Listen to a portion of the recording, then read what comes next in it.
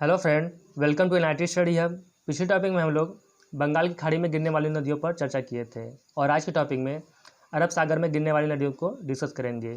यह सारी नदियाँ प्रायद्वीपीय क्षेत्र की नदियों में आती हैं, प्रायद्वीपीय क्षेत्र की नदियों में या फिर दक्षिण भारत की नदियों में आती हैं। क्लियर है?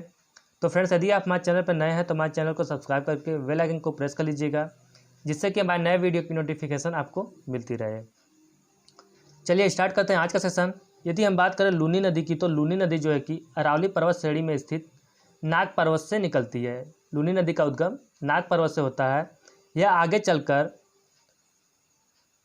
अपना जल अरब सागर में न गिराकर यह कच्छ के रन में ही विलीन हो जाती है। लूनी नदी जो है कि अरब सागर में अपना जल न गिरा के कहाँ विलीन हो जाती है, तो कच्छ के रन में ही विलीन हो जाती है, अर्थात दलदल में ही विलीन हो जाती है। क्लियर है?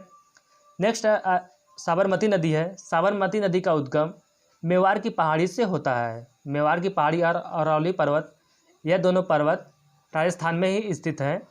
तो साबरमती नदी जो है इसका उद्गम मेवाड़ की पहाड़ी से होता है।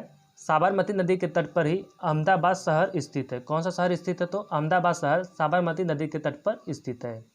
नेक्स्ट नदी है आपकी माही नदी। माही नदी का उद्गम मध्य प्रदेश में स्थित विंध्याचल पर्वत से होता है। माही नदी का उद्गम विंध्याचल पर्वत से होता है। आगे चलकर यह अपना जल खंभात की खाड़ी में गिरा देती है। क्लियर है? नेक्स्ट आपके आती है नर्मदा नदी।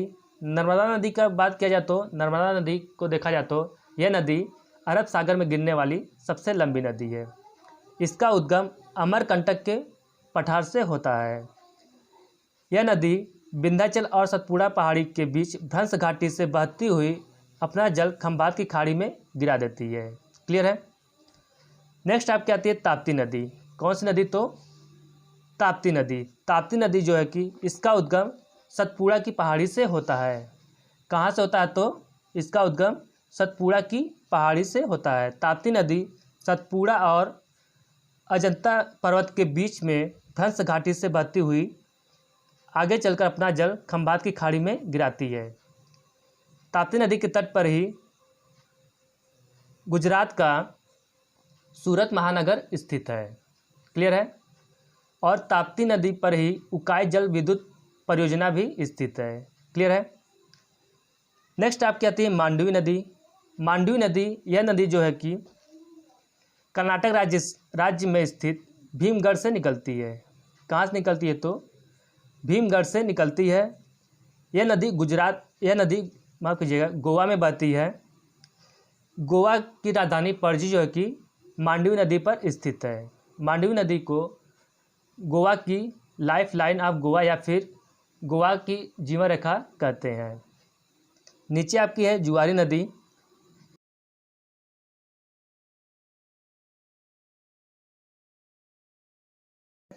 तो जुआरी नदी की बात किया जाए तो जुआरी नदी जो है कि हेमत बरसेन से निकलती है। कहाँ से निकलती है? तो हेमत बरसेन से जुआरी नदी का उद्गम होता है। नेक्स्ट आपकी आती है शरावती नदी। शरावती नदी का उद्गम कर्नाटक में स्थित शिमोगा पहाड़ी से होता है। कहाँ से होता है? तो शिमोगा पहाड़ी से शरावती नदी का उद्गम होता है। शरावती नदी द्वारा बनाया गया भारत का सबसे ऊंचा जलप्रपात, जिसे गरसोप्पा जलप्रपात कहते हैं। इसका उपनाम एक और नाम है महात्मा गांधी जलप्रपात भी इसी को कहते हैं। किसको? गरसोप्पा जलप्रपात को महात्मा गांधी जलप्रपात भी कहते हैं। इसकी लगभग ऊंचाई 221 मीटर है। कितनी है? तो 221 मीटर लगभग इसकी ऊंचाई है। यदि बात किया जाए कि सबसे ऊंचाई पर स्थित कौन सा जलप्रपात भारत का है, तो वो आपका है कुंचिकल जलप्रपात जो है कि यह भारत का सबसे ऊंचाई पर स्थित जलप्रपात है। क्लियर है? नेक्स्ट आपकी आती है भरतपूजा नदी। भरतपूजा नदी का उद्गम अन्नामलाई की पहाड़ी से होता है। केरल राज्य में स्थित अन्नामलाई की पहाड़ी से होता है। यह केरल की सबसे लंबी नदी है। उसके बाद आती है आपके नीचे पेरियार नदी। पेरियार नदी का उद्गम शिवगिरी की पहाड़ी से होता है। कहाँ से होता है? तो इसका उद्गम शिवगिरी की पहाड़ी से पेरियार नदी का उद्गम होता है। यह केरल राज्य की दूसरी सबसे लंबी नदी है। यदि हम बात करें पेरियार नदी की, तो पेरियार जो नाम है आपका, पेरियार नाम से ही आपका टाइगर रिजर्व भी है। पेरियार नाम से ही आपका राष्ट्रीय उद्यान और पेरियार नाम से ही राष्ट्रीय झील है, जो कि यह सारे केरल राज्य में पड़ते हैं। क्लियर है? अभी तक हम लोग इनको ये सारा जो डिस्कस किया यहाँ पे मैप में, उसको अब हम लोग क्या करेंगे, एक एक करके डिटेल में डिस्कस करेंगे, जिससे कि हमारा सब जो भी है कन्फ्यूजन इसी वीडियो में क्लियर हो जाए। तो यदि लूनी नदी की बात की जाए तो लूनी नदी जो है कि यह राजस्थान के अजमेर जिले के दक्षिण पश्चिम में अरावली पर्वत श्रेणी में स्थित नाग पर्वत से निकलती है। लूनी नदी का उद्गम नाग पर्वत से होता है। यह 320 किलोमीटर की लंबी दूरी प्रवाहित करने के बाद कच्छ के रण में विलुप्त हो जाती है। तो एग्जाम में क्वेश्चन में पूछा जाता है कि वह कौन सी नदी है जो कच्छ के रण में विलुप्त हो जाती है, तो आपकी लूनी नदी है। इसकी प्रमुख सहायक नदी सरस्वती, जवाई, सुखड़ी, लीलड़ी और मिठड़ी, यह सारी नदियाँ लूनी नदी की प्रमुख सहायक नदी हैं, जिनमें से सरस्वती नदी का उद्गम पुष्कर झील से होता है। नेक्स्ट आती है साबरमती नदी। साबरमती नदी 320 किलोमीटर लंबी नदी है, जो राजस्थान में मेवाड़ पहाड़ी से निकलकर खंभात की खाड़ी में गिरती है।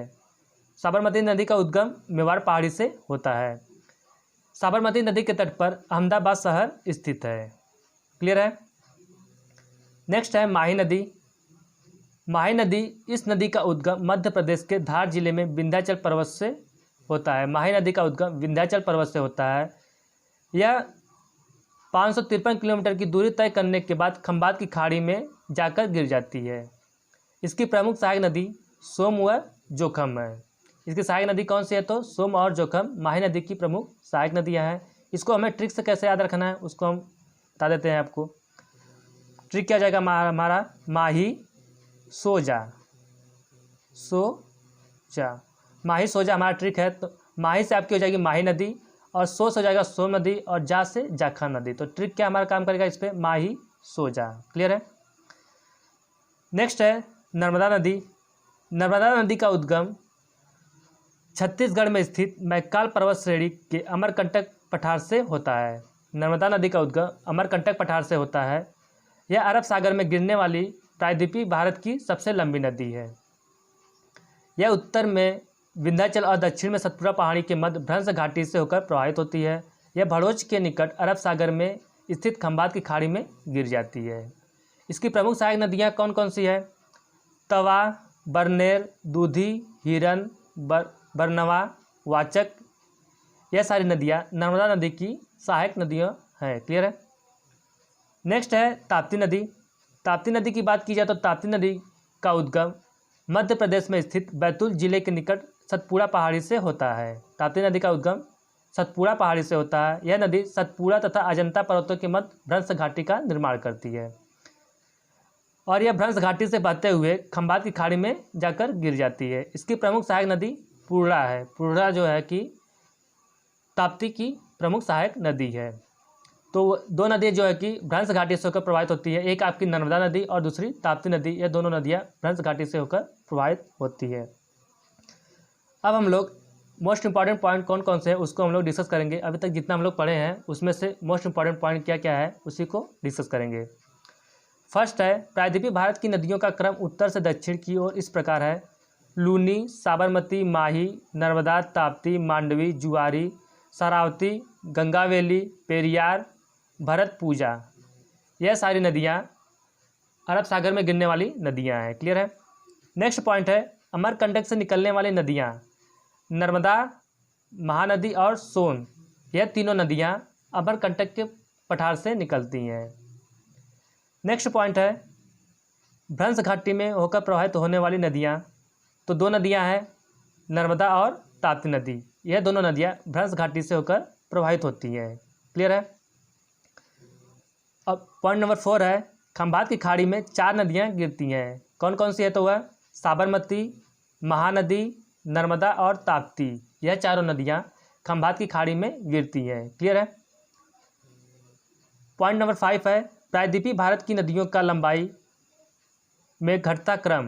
प्रायद्वीपीय भारत की नदियों की यदि बात किया जाए तो सबसे लंबी नदी गोदावरी है, जिसकी लंबाई 1465 किलोमीटर है। उसके बाद कृष्णा नदी है, और फिर उसके बाद नर्मदा नदी है। कृष्णा नदी की लंबाई 1400 किलोमीटर। फिलहाल लंबाई पूछता नहीं है, तो आप क्रम जरूर पूछता है एग्जाम में, तो इसी को आप याद रखिएगा। पॉइंट नंबर 6 है लूनी नदी जो है कि कर्क रेखा को 2 बार काटती है। कितनी बार काटती है, तो 2 बार लूनी नदी कर्क रेखा को काटती है, और कर्क रेखा भारत के 8 राज्यों से होकर गुजरती है। यदि पूरे वर्ल्ड की बात की जाए तो पूरे वर्ल्ड में कर्क रेखा 17 देशों से होकर गुजरता है। नेक्स्ट पॉइंट है, पॉइंट नंबर 7 है जोग या गरसोप्पा जलप्रपात।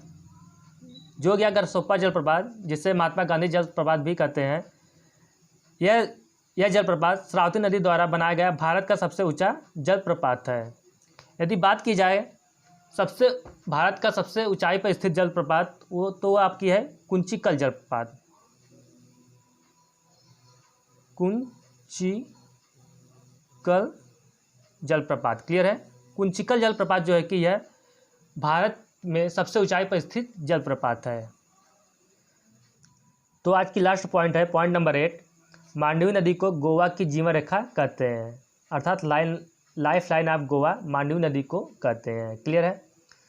तो एक पॉइंट और छूट रहा है नर्मदा नदी से रिलेटेड, वह क्या है उसको मैं अभी डिस्कस कर देता हूँ।